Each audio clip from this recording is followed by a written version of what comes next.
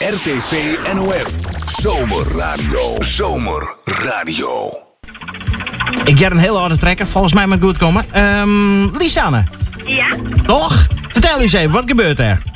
Ik sta al op trekker als Stedendag, die dag op, wat ik hoef om precies te wijzen. Ja, Laurens, dat is voor 20 mei aan de Stedendag.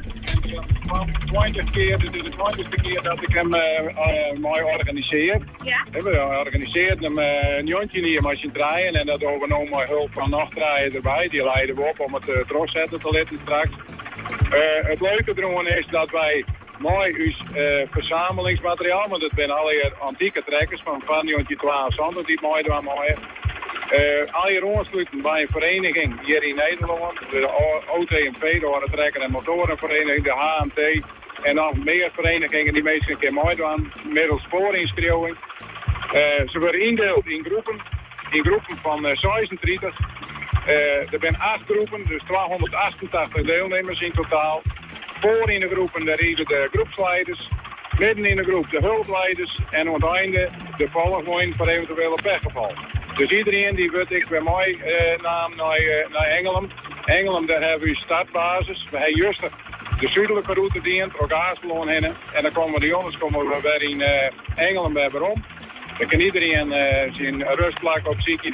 We hebben muziek en we hebben gezelligheid. En dan hebben we Joert de laatste dag. En als jong, dan hebben we de uitrekking van een echte Elfstedencruise in de zin dat we zelf ontworpen hebben mooie trekkers erop. Oké. De meesten die het mooi doen, die komen uit totaal heel Nederland bij. En het leuke daarvan is dat wij vanuit Friesland de meesten ontzettend mooi de omgeving zien leren kennen. Ja, want hoeveel dag hier ongeveer al mij? 288. Oké, dat is heel voort. Maar het kost wel heel veel bij Sinus dan trekken en terwijl oversteden deden. Maar wat levert het er mij als op? Wat hebben we allemaal alleen? Jouw medaille? Of, We krijgen er een Elfstedencruise in de vorm van metaal, mooi opdruk van trekkers, wat we dus zelf maken hebben. Oké, en wat is hier van leuk gewoon eigenlijk? Het leuke is dat je op je oude materiaal door de provincie rijdt, met een snelheid van 15, 16 kilometer in de uur. Ja? En heel rustig.